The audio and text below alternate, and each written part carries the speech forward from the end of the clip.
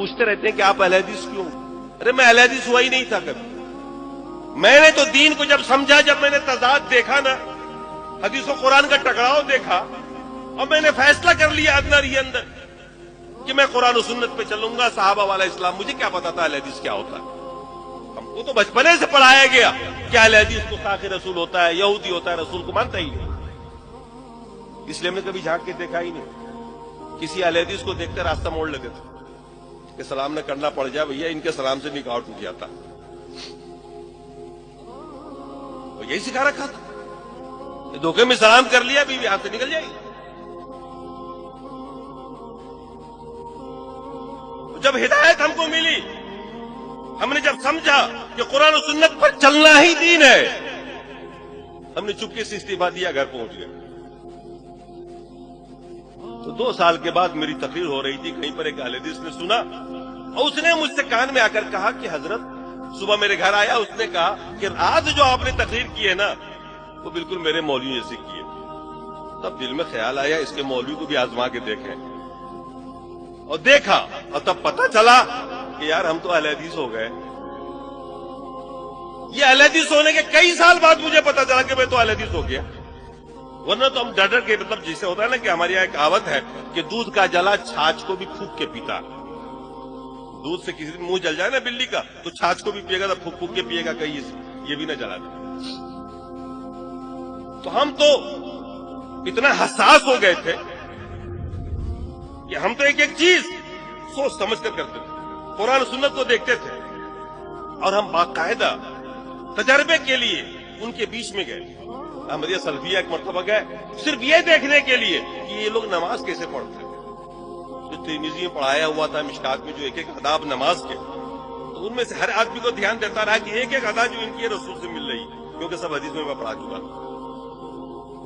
تو قدم بقدم آگے بڑھتا رہا، دیکھتا رہا، اور میں ہو گیا وہ اسلام میں نے قبول کر لیا جو اسلام اللہ نے نازل کیا رسول پر، اور جو اسلام رسول نے صحابہ کو دیا. میں نے کہا مجھ کو اس کے علاوہ کچھ نہیں چاہیے، مجھے کسی کی تفسیر نہیں چاہیے، کسی کا بیان نہیں چاہیے. اور آج الحمدللہ میں اپنا ہر مسئلہ قرآن و سنت سے ہی حل کرتا ہوں. حالانکہ فقہ کا استاذ رہا، مفتی رہا، رات دن کا کام ہی وہی تھا میرا، تعویلیں کرنا، مسائل کو ادھر سے ادھر کرنا. اللہ نے نجات دی، اور جب معلوم ہو گیا کہ میں اہل حدیث ہو گیا ہوں تو بڑی خوشی ہوئی اس دن. میں نے کہا دنیا میں اکیلا نہیں ہوں. اس سے پہلے سب سے زیادہ غم جو تھا مجھے وہ یہ تھا کہ میں اکیلا ہوں، کوئی ساتھی نہیں ہے. مجھے کیا پتا تھا کہ اتنی بڑی جماعت ہر جگہ پر راہ حق پہ چلنے والی جماعت ہے، نجات پانے والی جماعت ہے، قرآن و سنت پر چلنے والی جماعت ہے. یہ ہمیں علم نہیں تھا، اور اس کی وجہ یہ تھی کہ ہم آپ سے دور تھے، اور دور اس لیے تھے کہ ہمارے لوگوں نے یہ سکھا رکھا تھا کہ ان کے پاس مت بیٹھنا. اور جب ہوئے، اللہ نے ہدایت دی، کھلے، تو پھر مصیبتوں کے پہاڑ ٹوٹے. آج تک میرے اوپر سوشل بائی کارڈ ہے، لیکن میں نے کہا کوئی پرواہ نہیں، جنت ملے گی نا، ادھر کی گارنٹی ہے نا. ہو گیا، روزی کا مالک اللہ ہے. اللہ نے قرآن میں فرمایا وَمَا مِن دَابَّةٍ فِي الْأَرْضِ إِلَّا وَعَلَى اللَّهِ رِزْقُهَا. دنیا میں جتنی بھی جاندار چیزیں، روزی کا ذمہ اللہ نے کہا میرا. اللہ نے کہا نا، ذمہ لیا نا اس نے. آپ کی جنت کی ذمہ داری لیے کیا؟ آپ کی جنت کی بھی لیے کیا؟ لیے کیا کہ تو جنت میں ہر حال میں ڈال دوں گا؟ نہیں نہ لیے. اس کی فکر کرو جس کی نہیں لی ہے. اس کی فکر کیوں کر رہے ہو جس کی نہیں رکھی؟ تو روزی کی ذمہ داری اس کے اوپر. اب ہمارے بہت سارے ساتھی علماء ہیں، اس زمانے والے ملتے ہیں، سمجھاتا ہوں، بتاتا ہوں، وہ سمجھ لیتے ہیں، بات مانتے ہیں کہ حق پر آپ ہی ہیں، سب کچھ ٹھیک ہے. لیکن بھئی آپ کے یہاں تو معاملہ بڑا خراب ہے، نہ نذرانہ ہے، نہ فاتحہ ہے، نہ میلاد ہے، وہاں تو لے دے کے سود کی تنخواہ ہے، ہمارا گھر نہیں چلے گا اس سے. وہ یہی کہتے ہیں. میں نے کہا ابھی تم مومن نہیں ہو، تم نے اللہ کو رزاق نہیں جانا، تم نے ان کو رزاق جانا ہوا ہے. میں نے کہا علماء اہل حدیث کو کم موٹے نہیں ہوتے ہیں، وہ بھی کھاتے ہیں، اور عوامی ماشاءاللہ کو کھا رہی ہے، اللہ کا روزی دیا ہوا ہوتا ہے.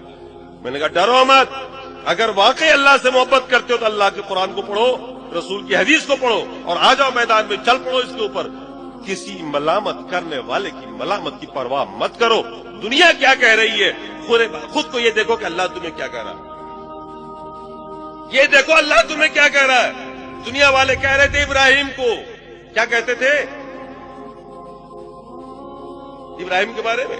کیا کہا انہوں نے جب حضرت ابراہیم نے ان کے وہ توڑا تھا نا، कहा कि फतन, एक नौजवान है जो ऐसा ऐसा बोल रहा था, फतन कुरान में आया। लेकिन अल्लाह ने क्या कहा इब्राहिम को? काना उम्मतन, अकेले इब्राहिम को क्या कहा? उम्मत का। अकेले इब्राहिम अलैहिस्सलाम को क्या कहा? लोगों की निगाहें क्या देख रही थी? इब्राहिम एक जवान है अकेला, लेकिन अल्लाह क्या देख रहा था? इब्राहिम अलैहिस्सलाम को उम्मत। खुद को आप अल्लाह की निगाह से देखना सीखिए कि अल्लाह ताला आपके बारे में क्या कह रहा है, रसूल क्या कह रहे हैं, आपके बारे में क्या चर्चे हैं आसमान पर। ये मत देखिए कि जमीन पर आपके बारे में क्या चर्चे हैं। जन्नत उधर से मिलनी है, रोजी वहां से मिलनी है। समाज को न देखिए, रिश्तेदारों को मत देखिए, ये सबसे बड़ी रुकावटें हैं। यही रुकावटें मुशरिकीन मक्का के सामने में भी थी। वो भी इस्लाम को समझते थे, कबूल नहीं करते थे, कहते थे मैंने अपने बाप दादाओं को ऐसा करता हुआ नहीं देखा।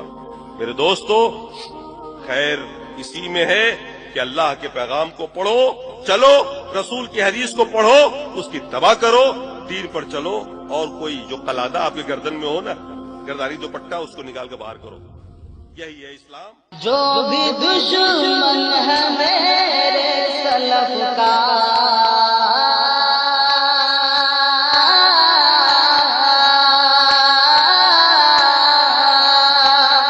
जो भी दुश्मन है मेरे सलफ का, जल रहा था जला है जलेगा। मसलके सल्फियत का शरारा,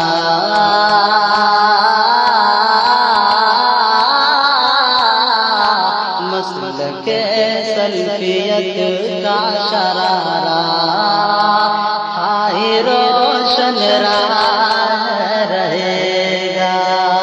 मसलके सल्फियत का शरारा, हाय रोशन रहा